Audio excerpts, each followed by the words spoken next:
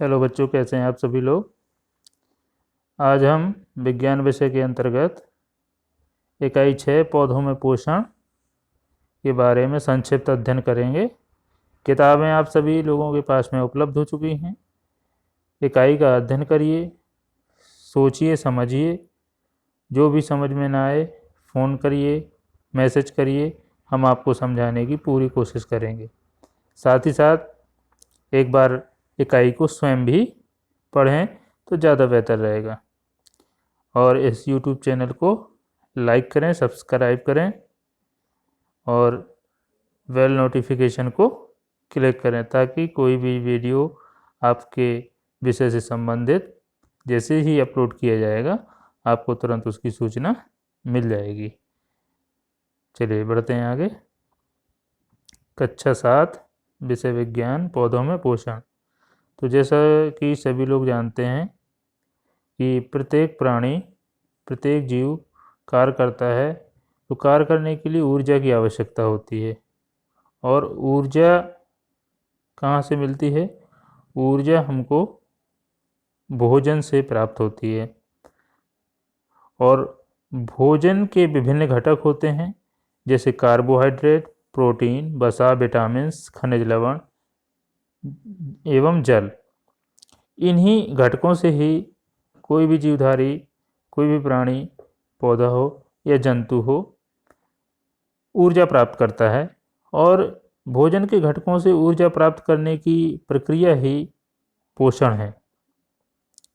तो संक्षिप्त में हम जानते हैं कि भोजन बनाने एवं प्राप्ति के आधार पर पौधे कितने प्रकार के होते हैं। तो पौधे इस आधार पर 3 प्रकार में विभाजित किया जा सकता है आपकी इकाई के अनुसार। स्वपोषी पौधे, इनको हरे पौधे भी बोलते हैं, ये अपना भोजन स्वयं बनाते हैं। ऐसे पौधे जो अपना भोजन स्वयं बनाते हैं उन्हें स्वपोषी पौधे बोलते हैं। और स्वपोषी पौधों के स्वयं भोजन बनाने की प्रक्रिया को प्रकाश संश्लेषण कहते हैं, जिसका अध्ययन हम इसी इकाई के अंतर्गत करेंगे। फिर आता है परपोषी पौधे। परपोषी पौधों में 2 कैटेगरी हैं, मृतोपजीवी और परजीवी। मृतोपजीवी वे पौधे होते हैं जो सड़े गले या मृत पदार्थों के ऊपर उगते हैं, जैसे कुछ कवक हैं, कुकुरमुत्ता इत्यादि। कुकुरमुत्ता देखा होगा, बरसात के मौसम में कहीं पे भी कूड़ा करकट पड़ा होता है या कचरे का ढेर होता है तो उसमें ये कुकुरमुत्ता उगाते हैं। और इसकी बहुत सारे कैटेगरी भी हैं, जैसे मशरूम, उसका प्रयोग भोजन के रूप में भी लोग करते हैं। मशरूम के राइजोपस, ये ब्रेड मोल्ड कहलाता है, ये भी एक मृतोपजीवी है। जैसे रोटी हम रख देते हैं, बरसात में ब्रेड रख देते हैं, कोई भी सब्जी सड़ जाती है तो उसमें फफूंदी, सफ़ेद सफ़ेद काली काली हल्की सी रेशेदार रोएँ हिस्से लग जाते हैं, वही राइजोपस है, ब्रेड मोल्ड है। कवक को आप सभी लोग जानते हैं कि फफूंद भी बोलते हैं ना, ठीक है। फिर होते हैं पूर्ण परजीवी, परजीवी। परजीवी में भी उनके विभिन्न क्रियाकलापों के आधार पे 3 कैटेगरी में बांटा गया है, पूर्ण परजीवी, आंशिक परजीवी और सहजीवी। तो पूर्ण परजीवी क्या है? ये अपना भोजन स्वयं नहीं बनाते हैं और ये भोजन के लिए दूसरे पौधों पर निर्भर रहते हैं। जैसे अमरबेल किसी भी पौधे पर जो है उगता है तो उसके चारों तरफ चिपक जाता है। ये इसमें चूसक जड़ें होती हैं, चूसकांक पाए जाते हैं जगह जगह पर इसमें, और बस उसी से चिपक जाता है। और ये जो है जिस पौधे पर उगता है, आश्रित पौधे पर, उसके द्वारा बनाए हुए भोजन को ग्रहण करता रहता है। आंशिक परजीवी चंदन, ये पूरी, इनमें प्रकाश संश्लेषण की क्रिया तो होती है लेकिन कुछ चीज़ों के लिए दूसरों पर निर्भर रहना पड़ता है। जैसे चंदन, ये जड़ परजीवी होता है, ये किसी दूसरे पौधे की जड़ों पर उगता है और उससे खनिज लवण और जल की प्राप्ति करता है। इसकी स्वयं की जड़ों में खनिज लवण और जल को पृथ्वी से प्राप्त करने की, मिट्टी से प्राप्त करने की क्षमता नहीं होती है। बाद में ये खनिज लवण और जल प्राप्त कर लेता है तो फिर भोजन निर्माण स्वयं कर लेता है। फिर है सहजीवी। सहजीवी का मतलब है आओ मिलकर पार्टी करें, मतलब कुछ तुम ले आओ कुछ हम ले आए। जैसे लाइकेन, कवक और शैवाल सहजीवन का एक बहुत अच्छा उदाहरण है। साथ ही साथ राइजोबियम बैक्टीरिया दलहनी फसलों की गांठों में पाया जाता है। अब ये दलहनी फसलों की गांठों में, नोडुल्स में पाया जाता है। अरहर, चना, मटर, मसूर, इनमें देखा होगा इनकी जड़ों को उखाड़ कर दी कि छोटी छोटी गांठें होती हैं, उनमें राइजोबियम नामक जीवाणु होता है। इसको वहाँ रहने का स्थान मिल जाता है। अब दलहनी पौधों की जड़ों ने इसको रहने का स्थान तो दे दिया, लेकिन उस दलहनी फसलों को, दलहनी पौधों को बदले में ये क्या देता है राइजोबियम, तो इसमें नाइट्रोजन स्थिरीकरण की शक्ति होती है। वायुमंडल में जो 78% स्वतंत्र नाइट्रोजन होता है उसको ये स्थिरीकृत करके नाइट्रेट में बदल देता है और नाइट्रेट के रूप में ही पौधे नाइट्रोजन को ग्रहण करते हैं। तो ये बहुत महत्वपूर्ण प्रक्रिया हो जाती है। तो इसको हम संक्षेप में ये भी कह सकते हैं आओ मिल करके पार्टी करें, मतलब सहजीवी पौधे, लाइकेन। चलिए, फिर एक और विचित्र प्रकार के पौधे हैं कीटभक्षी। अभी तक नहीं सुना होगा, यानी कीड़े खाते हैं। अब ये कीड़े, ये पौधे पाए कहाँ जाते हैं? जहाँ पर नाइट्रोजन की कमी होती है वहाँ पर इस प्रकार के पौधे पाए जाते हैं और कीटों का भक्षण करते हैं, इसलिए इनको कीटभक्षी बोलते हैं। जैसे घटपर्णी, ड्रोसेरा, वीनस फ्लाई ट्रैप। घटपर्णी पिचर प्लांट, इसकी पत्तियाँ ऐसे होती हैं जैसे कोई घड़ा हो और उसमें एक ढक्कन हो। तो कीटों को ही क्यों खाते हैं ये? कीटों को इसलिए खाते हैं क्योंकि कीट जो होते हैं, जैसे मधुमक्खियाँ हो गई और बहुत सारे कीट हो गए, ये इनको रस चूसने के लिए विभिन्न प्रकार के पौधों पर, फूलों पर बैठती हैं, तो इनके ऊपर भी बैठ जाते हैं वो। और कीटों के का शरीर जो है, जो ऊपरी परत होती है वो नाइट्रोजन की बनी होती है, तो भरपूर मात्रा में इनको नाइट्रोजन प्राप्त हो जाता है। ठीक है, चलिए आगे देखते हैं प्रकाश संश्लेषण क्या है। हरे पौधे भोजन का निर्माण स्वयं कैसे करते हैं? इनको स्वपोषी भी बोलते हैं। तो क्यों बोलते हैं? क्योंकि ये अपना भोजन स्वयं बनाते हैं। तो हरे पौधों द्वारा पर्णहरिम, जिसे क्लोरोफिल बोलते हैं, ये पौधों की पत्तियों में पाया जाता है, इसलिए हरे पौधों की पत्तियों को, और जितने भी ये प्रकाश संश्लेषण की प्रक्रिया होती है हरे पौधे की पत्ती में होती है, इसलिए पत्ती को पौधे का रसोई घर भी कहा जाता है।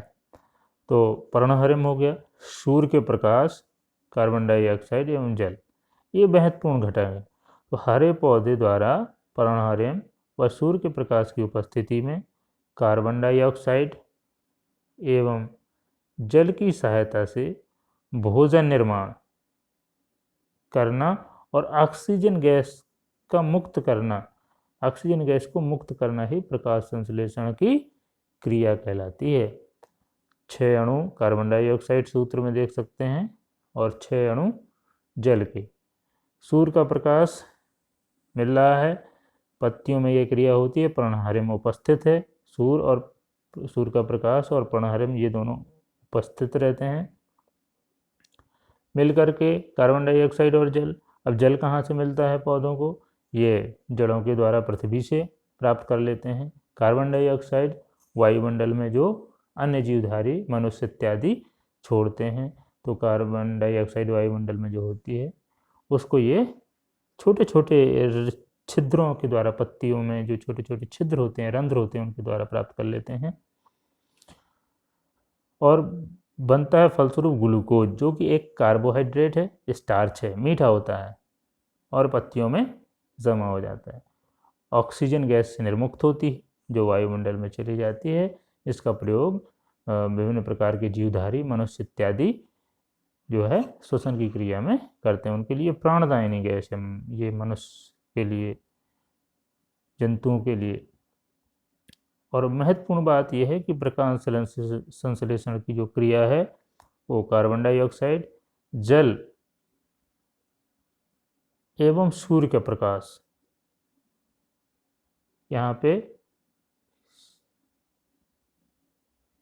प्रकाश संश्लेषण की क्रिया CO2, H2O एवं जल की आवश्यकता होती है। इस जल की जगह यहाँ पे सूर्य का प्रकाश होना चाहिए, कि सूर्य के प्रकाश की आवश्यकता होती है। 3 चीज़ें हैं, इनमें से अगर कोई एक नहीं होगा तो प्रकाश संश्लेषण की क्रिया बाधित हो जाएगी। जल, कार्बन डाइऑक्साइड और सूर्य का प्रकाश।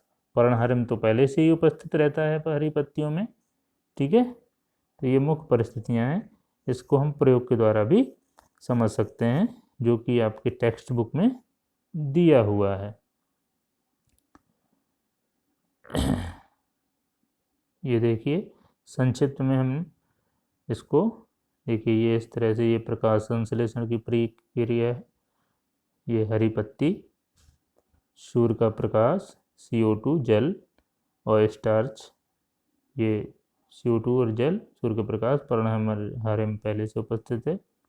मिल करके इन्होंने भोजन बनाया पत्ती ने, जो स्टार्च या ग्लूकोज के रूप में बना और ऑक्सीजन को निकाल दिया। तो ये प्रकाश संश्लेषण की क्रिया है, इसलिए इसको हरे पौधों को स्वपोषी कहा जाता है। फिर बात करते हैं कि ये फॉर्मूला है प्रकाश संश्लेषण का, 6CO2 + 6H2O, सूर्य का प्रकाश, पर्णहरिम, 6C6H12O6 ग्लूकोज का सूत्र है, +6O2। बहुत ही सरल सा संक्षिप्त चैप्टर है, आप पढ़ेंगे एक बार इकाई को, बिल्कुल समझ में आ जाएगा, क्लियर हो जाएगा। और ये प्रयोग है कि कौन कौन सी वो परिस्थितियां हैं जो प्रकाश संश्लेषण के लिए आवश्यक होती हैं। तो ये परिस्थितियां हैं, तो कार्बन डाइऑक्साइड, जल और सूर्य का प्रकाश सभी आवश्यक हैं। अगर एक भी नहीं होगा, इनमें से एक भी अगर हटा लें तो प्रकाश संश्लेषण की जो प्रक्रिया है वो बाधित हो जाएगी। और यहाँ पर परपोषी पौधों के बारे में है, जो अपना भोजन स्वयं नहीं बनाते हैं, परपोषी कहलाते हैं।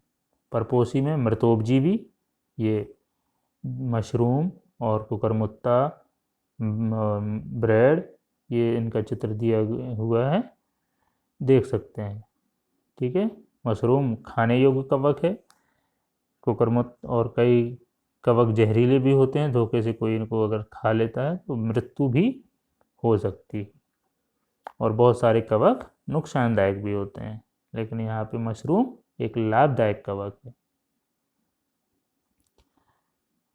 देख सकते हैं।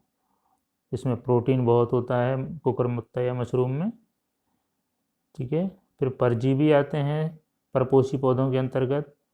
पूर्ण परजीवी, अमरबेल, इस तरह से ये लिपटा हुआ है, देख सकते हैं। पेड़ के तने पे तना परजीवी है। चंदन आंशिक परजीवी होता है। ये दलहनी फसलों की गांठों में राइजोबियम नामक बैक्टीरिया का सहजीवन दर्शाया गया है। और उसके बाद यहाँ पर घटपर्णी,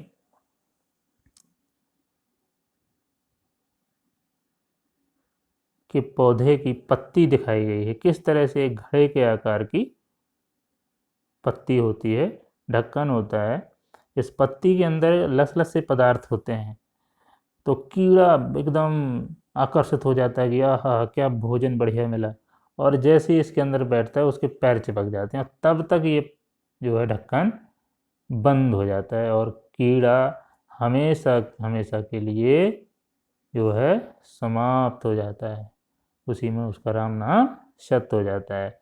और इसके शरीर से जो नाइट्रोजन की प्राप्ति है वो पौधे को हो जाती है। तो इस इकाई के अंतर्गत मुख्य रूप से हमने क्या सीखा? पृथ्वी पर पाए जाने वाले समस्त हरे पौधे स्वपोषी होते हैं। इनमें पर्णहरिम पाया जाता है इनकी पत्तियों में। जीव जंतु प्रत्यक्ष या परोक्ष रूप से अपने भोजन के लिए पौधों पर आश्रित होते हैं। जीव जंतु जंतु प्रत्यक्ष रूप से या परोक्ष रूप से, जैसे मनुष्य, हम लोग पौधों पर प्रत्यक्ष और अप्रत्यक्ष दोनों रूप से जो है भोजन के लिए निर्भर रहते हैं। हरे पौधों द्वारा भोजन बनाने की प्रक्रिया प्रकाश संश्लेषण कहलाती है। प्रकाश संश्लेषण की क्रिया के लिए पर्णहरिम, सूर्य का प्रकाश, कार्बन डाइऑक्साइड गैस एवं जल आवश्यक होता है। प्रकाश संश्लेषण का अंतिम उत्पाद जो ग्लूकोज है, एक शर्करा है, और ऑक्सीजन गैस, ये अंतिम उत्पाद हैं। यानी कह सकते हैं कि प्रकाश संश्लेषण की क्रिया के बाद अंत में क्या बनता है? पत्तियों में बना भोजन पौधे के विभिन्न भागों में मंड के रूप में संचित होता है। ऐसे पौधे जो अपना भोजन स्वयं नहीं बनाते हैं या अन्य पौधों पर आश्रित होते हैं, उन्हें परपोषी कहते हैं। ये 4 प्रकार के हैं: मृतोपजीवी, परजीवी, सहजीवी और कीटभक्षी। इतनी चीज़ें हमने इसके अंतर्गत सीखी।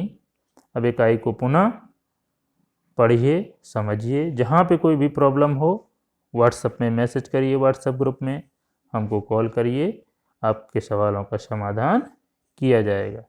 धन्यवाद।